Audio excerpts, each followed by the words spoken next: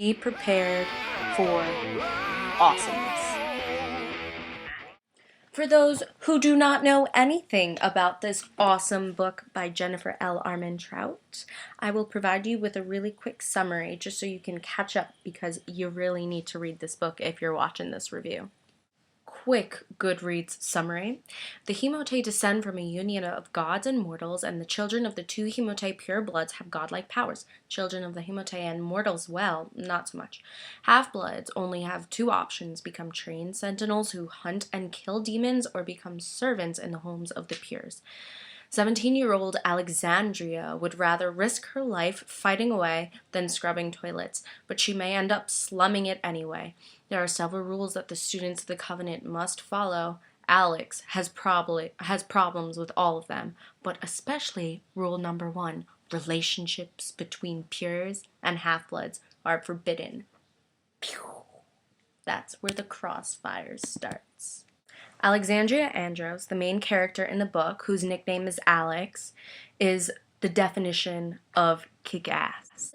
Alex gets taken back to the Covenant, and her fate is decided there, whether she's going to be turned into servitude for running away with her mother for 3 years and not doing anything about it, or to see if she can catch up in time with the rest of her generation, I guess, in the classes in self-defense and etc.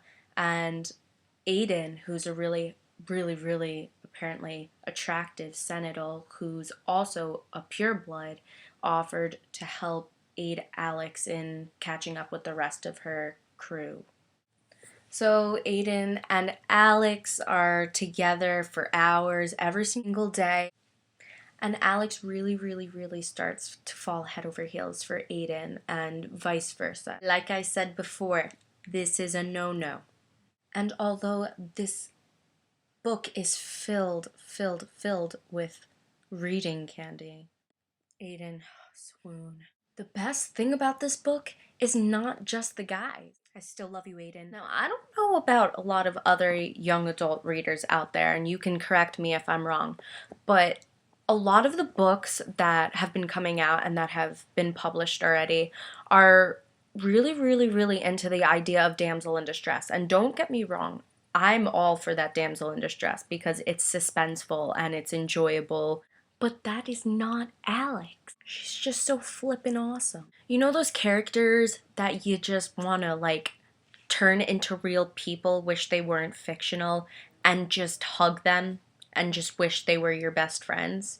She would literally be my best friend. I don't even care if she liked me or not. I would literally stalk her. I probably shouldn't have just said that on the internet. Although I generally love the story, and I'm, like I said before, completely and utterly obsessed with Alex, she's not the only character that I absolutely love.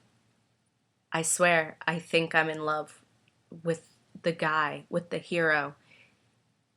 Aiden. Aiden, why am I not in a fictional character relationship with you? Why aren't you real? I've fallen in love with a fictional character. And Seth is just under his own category of wow. Back to the point. The 3 most important things that a story can contain are characters, storyline, that the writer writes in general.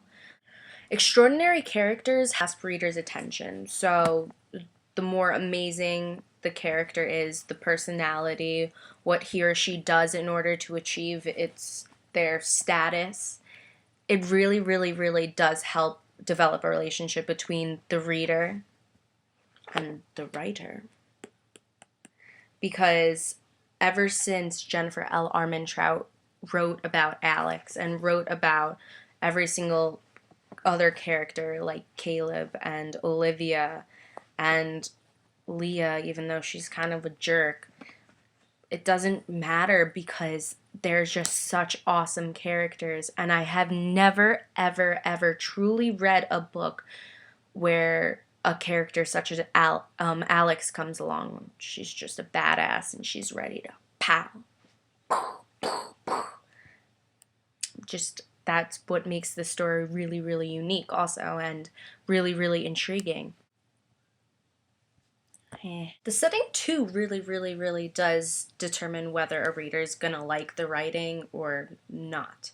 So what I love about this book, and it's just my opinion personally, I love it when young adult fiction takes place present day, but it's kind of like their own world. So it's taking place obviously on Earth, and what happens in the story is that Alex and the rest of the Covenant, where she's currently learning how to protect herself against demons and hooking up with guys.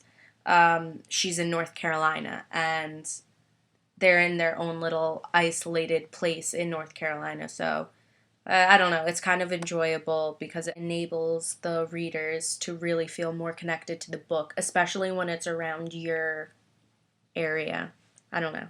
That's why I like Percy Jackson. Finally, I personally think the most important part of writing novels and grasping readers' attentions is the vocabulary and the way that the writer, the way that the writer writes.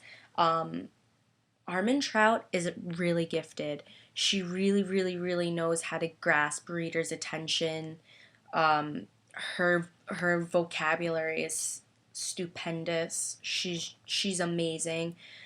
All of her paragraphs, you really, really want to read them. It's not like one of those books where you just kind of want to read the quotes, the dialogue, rather than reading the in-betweens.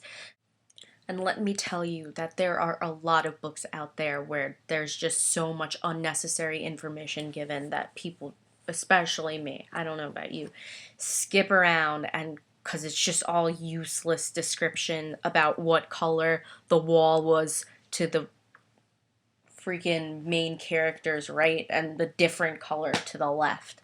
Like, no one cares. But thank goodness, thank you, thank you, thank you, Jennifer L. Armentrout did not ruin the story, because she did not care for what color the wall was. You see this? Do you see this? That's why I like her. Jennifer somehow amazingly managed to balance out the three main genres that this book contains, which is romance, fantasy, and young adult. She really, really did an amazing job. Usually, when it comes to paranormal young adult fiction, the romance is so overbearing that it's just kind of like I might as well be reading an adult book. She just manages to make it seem so real and not kind of like pushing it, where every moment the main girl character always has to be on the lap of the main guy character and dreaming about ways that they could be together without her destiny getting involved or his destiny getting involved. And for any of you who seem to be questioning my comment, I will literally act it out for you right now. And if you seem to be recognizing some of the characters that you've bumped into in any of the books that you've read, chances are the romance didn't really belong. And they probably ruined the plot too, which ruins the book. Just watch.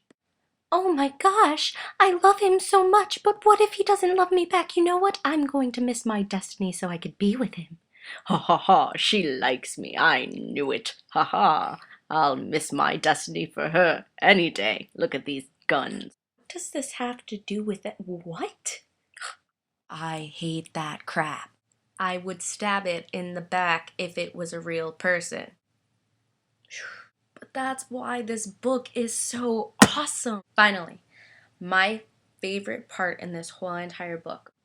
The relationship isn't overbearing and it doesn't desecrate the plot. Overall, this is one of the best books that I've ever read, and I really, really love the character. And towards the end, when that really bad thing happens to Alex and she finally just breaks down, my heart went. And the reader just gets so surprised because Alex just seems so impenetrable. But we were quite mistaken. That's what she gets for touching Aiden. 'Cause it's a pain, a destiny.